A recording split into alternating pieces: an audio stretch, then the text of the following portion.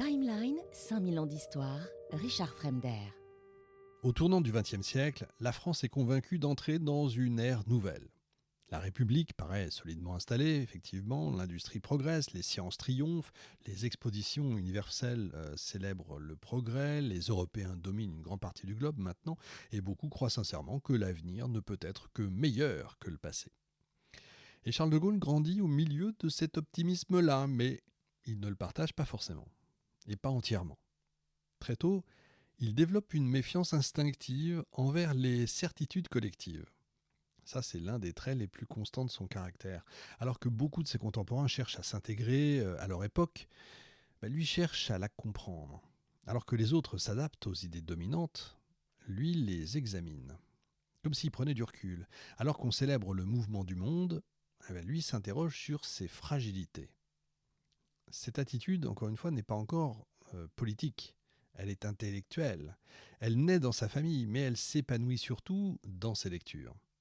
Parce que, encore une fois, Charles de Gaulle lit sans relâche. L'histoire, d'abord, évidemment, toujours l'histoire. Il ne la considère pas du tout comme une succession de dates ou de batailles, mais comme un immense laboratoire des comportements humains. Les siècles passés lui apprennent ce que les hommes sont capables de faire quand ils sont confrontés à la peur, à la guerre, au pouvoir, à l'ambition ou à la décadence. Il agit un peu comme un sociologue, entre guillemets. Dans les bibliothèques familiales, il découvre les chroniqueurs, les mémorialistes, les biographies des grands souverains et des grands capitaines. Mais ce qui le fascine surtout, en fait, ce sont les périodes de crise, les moments où tout semble perdu, les instants où un pays vacille, les heures où surgissent quelques individus capables de modifier le cours des événements. Là encore, un fil rouge apparaît. Ce qui l'intéresse, ce n'est pas le fonctionnement normal des sociétés, non. Ce qui l'intéresse, c'est l'exception, l'accident, la rupture, l'événement qui bouleverse tout. Et plus tard, quand il écrira lui-même l'histoire de ses mémoires, il va conserver cette même manière de regarder le monde.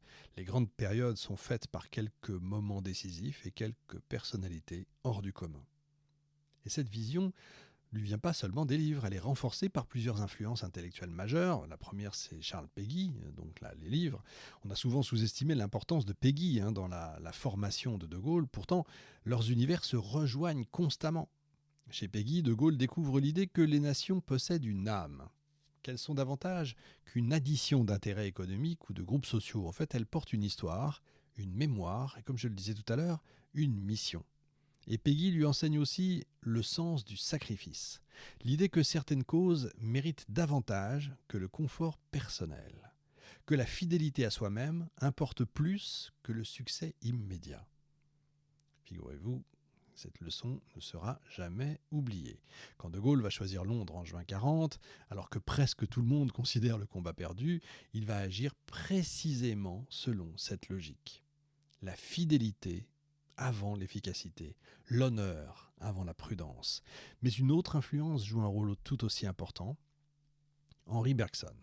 Le philosophe, c'est l'une des grandes figures intellectuelles françaises. Bergson développe une pensée fondée sur l'institution, le mouvement, la création permanente. Pour lui, les réalités humaines ne peuvent être réduites à des mécanismes ou à des raisonnements purement logiques. Il existe en fait une dimension plus profonde, une capacité à percevoir ce qui vient avant même qu'il soit possible de le démontrer. Et ça, c'est une idée qui séduit fortement et profondément de Gaulle, parce qu'elle correspond à ce qu'il ressent lui-même. Il se méfie des systèmes rigides, des doctrines fermées, des raisonnements mécaniques. Il préfère observer les mouvements profonds des sociétés, les évolutions lentes, les transformations invisibles. Plus tard, cette approche va expliquer nombre de ses choix politiques. En fait, il ne raisonne jamais seulement en fonction de la situation présente. Il cherche à comprendre ce qui est en train de se préparer, ce qui est en train de naître, ce que les autres, justement, ne voient pas encore. Cette capacité d'anticipation va devenir l'une de ses forces majeures. Mais, évidemment, elle a aussi un coût. Parce que celui qui voit avant les autres est souvent condamné à être incompris. Cette solitude intellectuelle s'accentue quand il entre dans la carrière militaire. Et alors qu'on pourrait se dire, ça va être formidable. Non, pour beaucoup de ses camarades, l'armée est avant tout un métier. Pour lui, elle devient un sujet de réflexion. Il ne se contente pas d'obéir. Pensez bien, il analyse, il compare, il critique, il écrit, et déjà il se distingue, il emmerde un petit peu le monde, il n'y a pas d'autre terme. Là où d'autres accumulent les connaissances techniques, lui il cherche à comprendre les mécanismes profonds de la guerre. Pourquoi certaines armées gagnent-elles? Pourquoi d'autres perdent-elles? Pourquoi certains chefs triomphent-ils alors que tout semblait les condamner? Pourquoi les nations refusent-elles parfois de voir les dangers qui les menacent? Eh bien, ces questions-là l'obsèdent. Et progressivement, elles le conduisent vers une conclusion extrêmement dérangeante. La plupart des institutions humaines vieillissent. Elles finissent par confondre leurs habitudes avec la vérité. C'est ce que j'appelle les délices de Capoue. On se laisse aller dans la médiocrité. Le succès passé devient un piège. Les doctrines deviennent des dogmes. Les organisations cessent d'évoluer, puis survient une crise et tout s'effondre. Eh bien, cette idée, il la retrouve partout. Dans l'histoire de Rome, dans celle de la monarchie française, dans les défaites militaires, dans les révolutions aussi.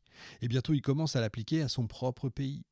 Et la France lui apparaît comme une nation brillante mais vulnérable, puissante mais parfois aveugle, capable du meilleur, oui, mais aussi du pire.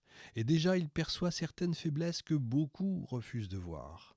L'esprit de routine, la peur du changement, le poids des intérêts établis, la difficulté aussi des élites à remettre en cause leurs certitudes. Ces réflexions ne sont pas encore celles du futur chef d'État, mais elles préparent son regard. Un regard profondément original. Parce que contrairement à beaucoup d'intellectuels de son époque, De Gaulle n'est ni un idéologue, ni un théoricien. Il ne cherche pas du tout à construire un système. Il ne veut pas expliquer le monde par une formule. Lui, il préfère partir du réel. Observer, comparer, comprendre et agir.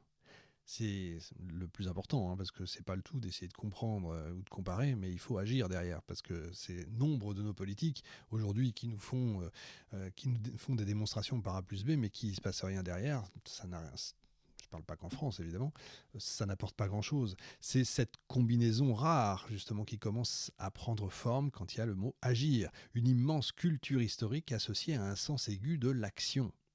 Chez lui, la pensée n'est jamais séparée du mouvement. Réfléchir n'a de sens que pour préparer une décision. Comprendre n'a de valeur que si ça permet d'agir. C'est pourquoi ces lectures, ces méditations, ces écrits de jeunesse ne sont pas de simples exercices intellectuels.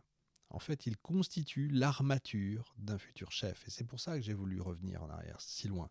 Sans qu'il le sache encore, Charles de Gaulle est en train de se préparer à affronter les plus grandes crises du XXe siècle. Parce que les décennies qui viennent vont lui offrir un terrain d'apprentissage brutal. La guerre, évidemment, la vraie, plus celle des livres, plus celle des soldats de plomb, mais celle qui tue, qui détruit, qui révèle les hommes. Et dans cette épreuve gigantesque qu'est la Première Guerre mondiale, le jeune officier va découvrir deux choses essentielles. La première, c'est la grandeur du courage humain. La seconde est l'immense médiocrité dont les institutions sont parfois capables. Ce sont deux leçons qu'il n'oubliera jamais.